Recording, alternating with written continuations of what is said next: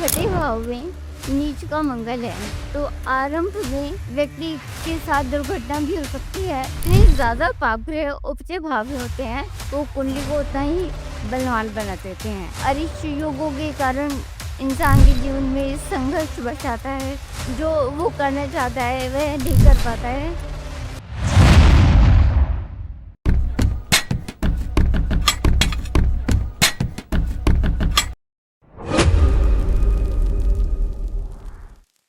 सबसे पहले मैं अपने गुरु और पिता डॉक्टर एस स्कूलों को प्रणाम करती हूँ। उसके बाद भगवान गणेश को नमन करती हूँ। ओम गम गणपते नमः। उसके बाद भगवान सूर्य को नमस्कार करती हूँ। ओम सूर्याय नमः। उसके बाद महाकाल को प्रणाम करती हूँ। ओम त्र्यंबकम यजामहे सुगंधिम पुष्टिवर्धनम उर्वारुकमिव बंधनान् मृत्युर्मुक्षेमामृतात्। ओम। मैं आप सब जानते होंगे कि एस्ट्रोलॉजी में कुछ भावों के ऊपर निर्भर करती है, और वो जो भाव होते हैं केंद्र है, त्रिकोण है, पंचफड़ है, अपक्लिम है, उपचय है, त्रिक है, त्रिशड़ा है, इस सारे भावों पर निर्भर करती है। तो उपचय भाव का क्या महत्व होता है उसके बारे में मैं चर्चा करना चाहूंगी। उपचय का मतलब होता है वृद्धि। तो कोई भी ग्रह यदि उच्च भाव में जाता है तो जैसे जैसे इंसान की उम्र बढ़ती है उन ग्रहों का बल बढ़ता रहता है, और जो उस संबंधित ग्रह के कारक तत्व हैं उनमें भी वृद्धि होती है। उदाहरण के लिए अगर गुरु दशम भाव में जाता है तो जैसे जैसे इंसान की उम्र बढ़ती है तो उसका ज्ञान और उसका सम्मान दिन प्रतिदिन बढ़ता जाता है।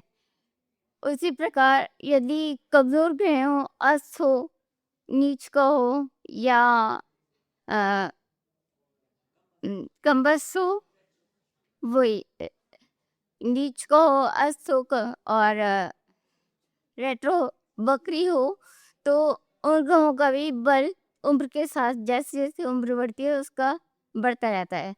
उदाहरण के लिए अगर हम देखें कि छठे भाव में नीच का मंगल है, तो आरंभ में जो व्यक्ति के साथ दुर्घटना भी हो सकती है, उसका जो है जल भी सकता है, उसको चोट भी लग सकती है। लेकिन जैसे जैसे उसकी उम्र बढ़ेगी ये सारी चीज़ें होनी कम हो जाएंगी, और एक समय ऐसा भी आएगा ये सब होगा ही नहीं। और तीसरा, कि उपचय भाव में अगर पाप ग्रह होते हैं तो जितने ज़्यादा पाप ग्रह उपचय भाव में होते हैं वो कुंडली को उतना ही बलवान बना देते हैं। और जिस भी जातक की कुंडली में ज़्यादा पाप ग्रह उपचय भाव में होते हैं तो वो लोग दीर्घायु होते हैं। और दूसरा, जो कुंडली में अरिष्ट योग अगर होता है तो उसके अंदर कमी आ जाती है या कभी कभी खत्म भी हो जाता है। अरिष्ट योगों के कारण इंसान के जीवन में संघर्ष बढ़ जाता है, या जो वो करना चाहता है वह नहीं कर पाता है। लेकिन अगर उसकी कुंडली में ज्यादा पाप ग्रह हैं, अ, जैसे मान लीजिए कि राहु है तृतीय भाव में, तो तृतीय भाव पराक्रम का होता है, आकर्षण का होता है, हॉबीज का होता है।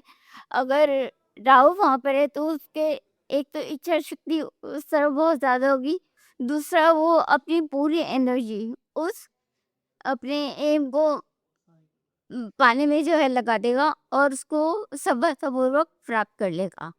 आ, बस मैं ये कहना चाहूंगी कि उपचय भावों में पाप ग्रह हो या कमजोर ग्रह हो या कोई सा भी ग्रह हो, तो जैसे जैसे इंसान की उम्र बढ़ती है वैसे वैसे वो उनका बल बढ़ता रह जाता है, और उसके जो कारक तत्व होते हैं चाहे वो भाव से संबंधित हो या उसके नेचुरल कारक तत्व हो, उनमें वृद्धि होती है और वो उनको प्राप्त कर लेता है। आप सबका बहुत बहुत धन्यवाद।